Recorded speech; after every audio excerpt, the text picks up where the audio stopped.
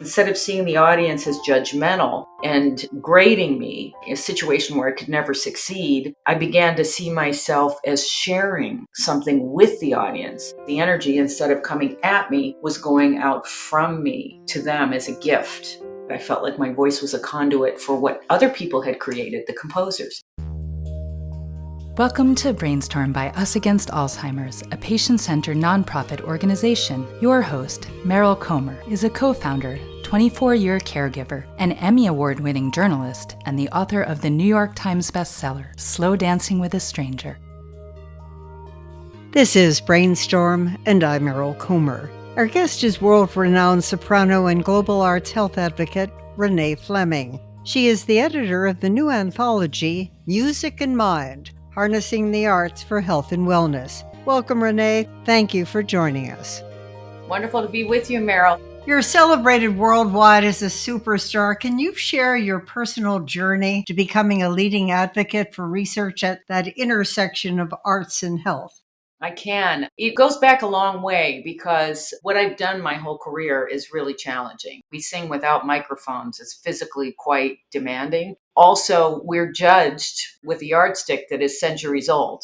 It's hugely competitive. And so I had difficulty with stage fright from time to time. And in one instance, it was so debilitating, I thought I would have to stop singing. But I also had pain as a kind of a distraction from this performance pressure or an additive to it. And so I kept trying to learn about these things and looking up, researchers who were looking at the mind-body connection. Dr. Sarno's work helped me for a while. And I saw along the way at some point that researchers were studying music in the brain. Renée, everyone has stage fright if they've ever stepped in front of an audience. Can you share your secret and how you manage it now? 3 ways, really. One is I had a voice teacher at the time who would not allow me to stop singing. Because a lot of times you tell yourself, I'm just going to step away and try to sort this out and then I'll perform again. But what happens, and we've seen this with Barbra Streisand and Sir Laurence Olivier and other people, is that you don't go back.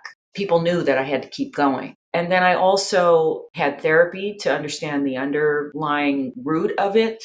And then also behavioral therapy, which is important. I didn't quite understand that I could reframe performing. Instead of seeing the audience as judgmental and grading me, a situation where I could never succeed, I began to see myself as sharing something with the audience. The energy, instead of coming at me, was going out from me to them as a gift. I felt like my voice was a conduit for what other people had created, the composers. So all of that together, it took about 8 months for me to begin to feel comfortable on stage again, but I did get through it. I'm careful. I'm always very prepared well in advance, so I know kind of the markers of what could trigger fear. It's a whole process. I recall in your book, The Inner Voice, The Making of a Singer, that coming from a musical family really inspired your career. But my question is, what does the research suggest about the importance of a lifetime connection to music? And can most of us claim it? There are tremendous health benefits. I mean, even Deepak Chopra, when I met him, said, you're lucky you're a singer. You're stimulating the vagus nerve every time you sing. People are really interested in the vagus nerve and how it promotes health and connects our bodies from the neck also to the gut.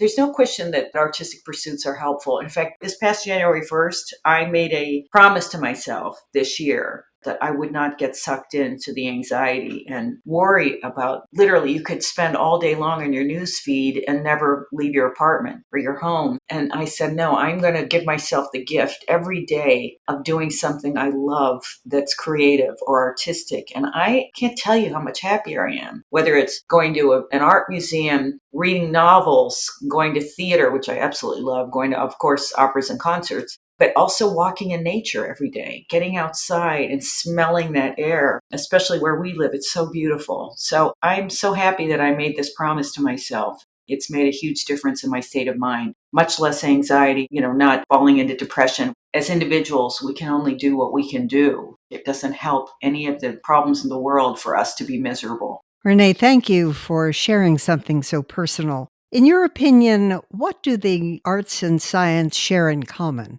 Oh my gosh, I think we are so aligned with creativity. I think of science as extremely creative because a scientist is imagining what might be, what could be, much as we are. I spent a lot of time thinking about what I would want to perform, how I would want to connect with an audience. Aligning those two pursuits together has made a lot of sense to me. Once I met Dr. Francis Collins, who was the head of the National Institutes of Health for 12 years and is still incredibly active. He also discovered the genome and mapped it. He's an amazing man. And I met him at a dinner party, an amazing dinner party, I have to say. His foreword in my book is about it. And I said to him, why are scientists studying music? And his answer was to understand the brain. We embarked on this path to provide a platform for science to the audience of the Kennedy Center because I'm an advisor there. And it's been a wonderful initiative.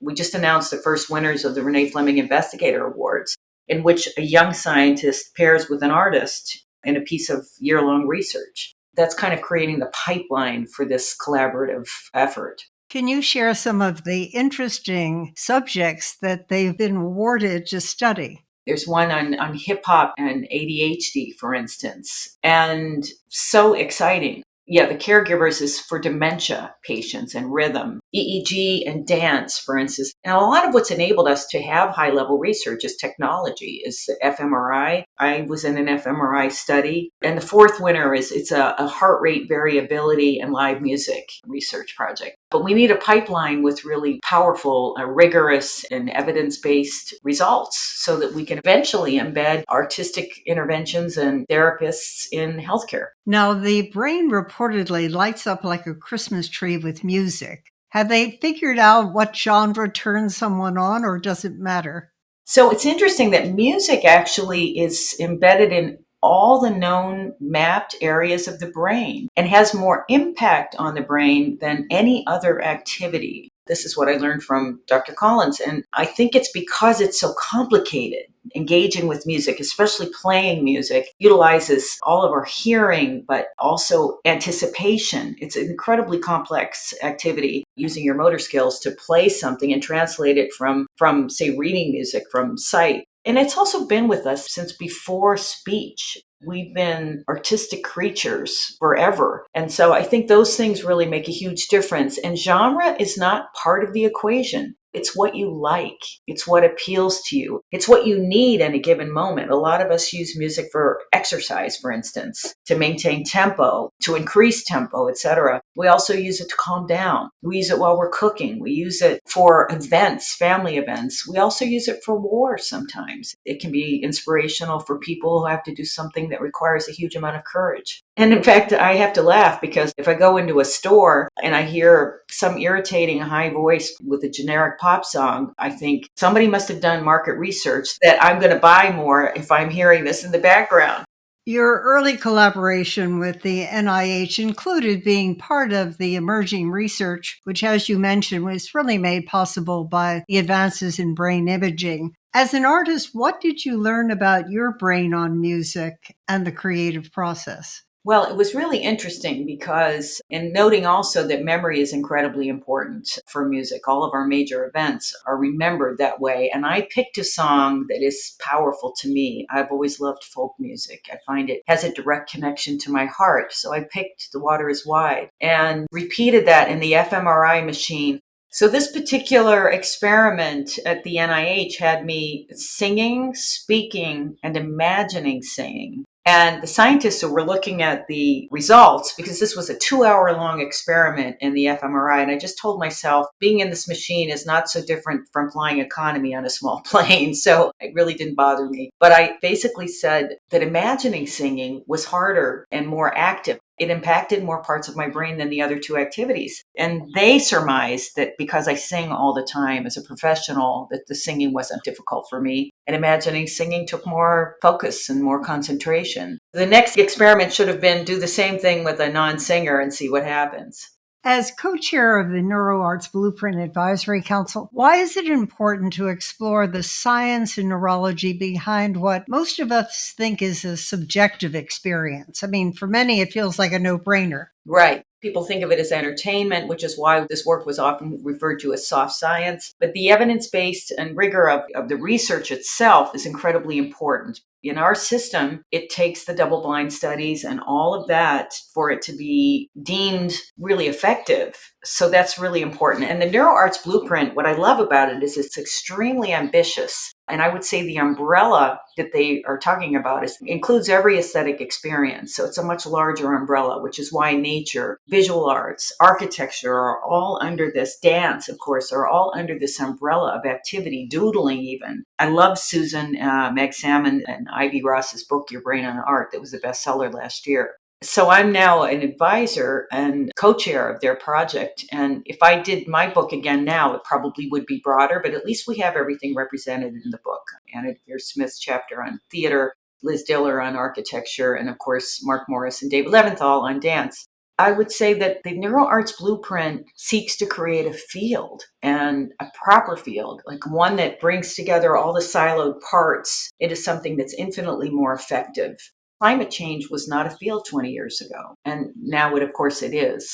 That's the overarching plan. Renée, your book is ambitious, 550 pages of fascinating and focused essays that, when combined, really validate the therapeutic benefits of art and music therapy. Did you have an intuitive sense about the need for documenting this body of research at a time when we have a wide range of chronic and disabling medical and social issues?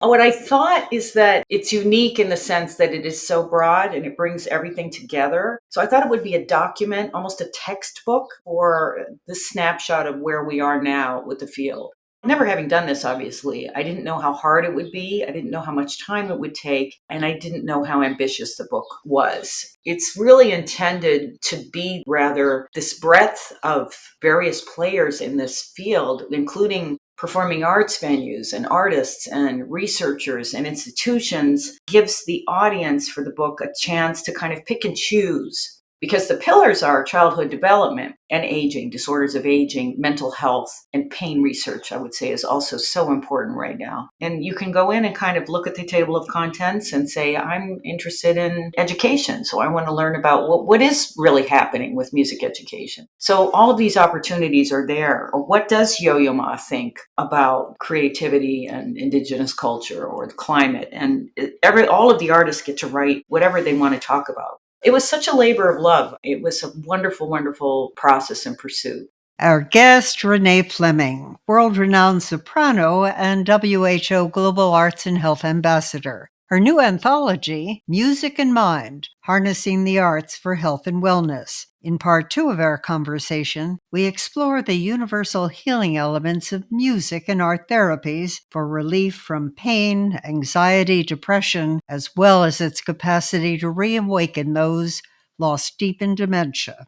You won't want to miss what she's learned. Anybody who has witnessed this, you don't need to tell them about the benefits of the arts in elder care and also for caregivers. They say, we know, we've seen it. Because people come back to themselves. They re-engage with their own identities, even if they don't know who the people are around them.